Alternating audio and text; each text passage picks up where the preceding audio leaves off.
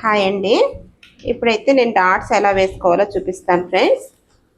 ఇదిగోండి, ఈ భుజం మిడిల్ దగ్గర నుంచి ఈ మెయిన్ డాట్, ఇది ఎల్ షేప్ ఉంది కదండి, ఈ మెయిన్ డాట్ ఇలా పట్టుకొని ఇక్కడికి మనం ఇలా మడత వేసుకోవాలండి. ఈ మడత అనేది ఇలా ఉండకూడదు, రెండు ఒకే దగ్గరగా ఉండాలన్నమాట. ఒకే దగ్గరలో ఉండి మనం వేసుకోవాలి.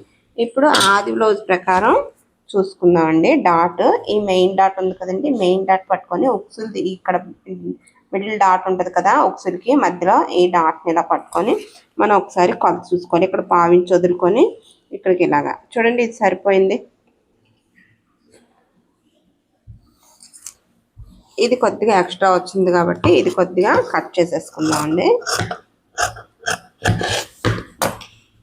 ఇప్పుడు ఆ డాట్ ఎంత ఉందో చూద్దాం. పొడవు ఇదిగోండి, పొడవు ఆది బ్లౌజ్ ప్రకారం తీసుకుంటే మనకి ప్రాబ్లం ఉండదండి, లేకపోతే హెచ్చు తగ్గు వచ్చాయి అనేసి అంటారు.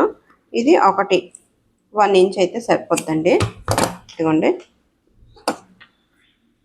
ఇప్పుడు ఒక మార్కింగ్ తీసుకుందాం. రాలర్తో గీసుకుందాం. 2 కదండి, యువతల పక్కకు మార్కింగ్ పడదని నేను రాలర్తో గీసుకుంటున్నాను. ఇప్పుడు ఇది మడత వేసుకోవాలండి. ఈ ఉక్సులు పట్టిది ఇది ఇలా మడత వేసుకోవాలండి, ఎక్కువ తక్కువ. ఎందుకంటే 2 ఒకేలా మడత వేయకూడదండి. ఇలా గ్యాప్ ఉంచుకోవాలి, ఇటు గ్యాప్ ఉంచాలి, ఇది గ్యాప్ ఉంచుకోవాలి.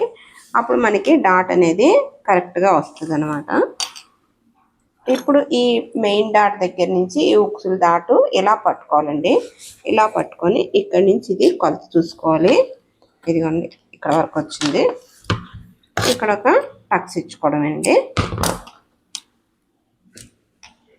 ఇప్పుడు గీత రాళ్ళతో గీసేసుకుందాం, అవతల పక్క మార్కింగ్ పడడానికి. ఇదిగోండి, ఇప్పుడు 3వ డాట్ అండి. ఈ మిడిల్ డాట్ ఉంది కదండి, ఇది ఇలా పట్టుకొని ఈ ఆర్మ్ది మధ్యలో ఇలా పట్టుకోవాలండి. ఇదిగోండి, 2 ఒకేలా ఉన్నాయి చూసారా. ఇది ఇలా పట్టుకుంటే కనుక హెచ్చు తగ్గు వస్తుంది, ఇలా పట్టుకుంటే కనుక మనకి హెచ్చు తగ్గు వస్తుంది. ఇది మిడిల్కి పట్టుకోవాలన్నమాట మనం. ఇదిగోండి, ఈ డాట్ ఇలా పట్టుకొని ఇది ఇలా మిడిల్కి పట్టుకుంటే 2 ఒకే విధంగా ఉండాలి ఇక్కడ. అప్పుడే మనకి మిడిల్ డాట్ బాగా వస్తుంది. ఇదిగోండి,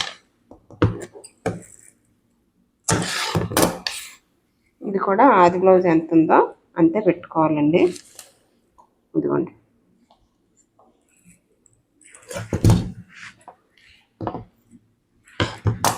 ఇప్పుడు రాలర్తో ఒకసారి గీసేసుకుందామండి.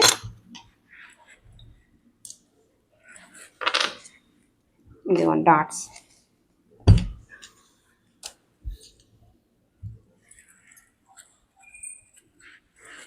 Thank you friends.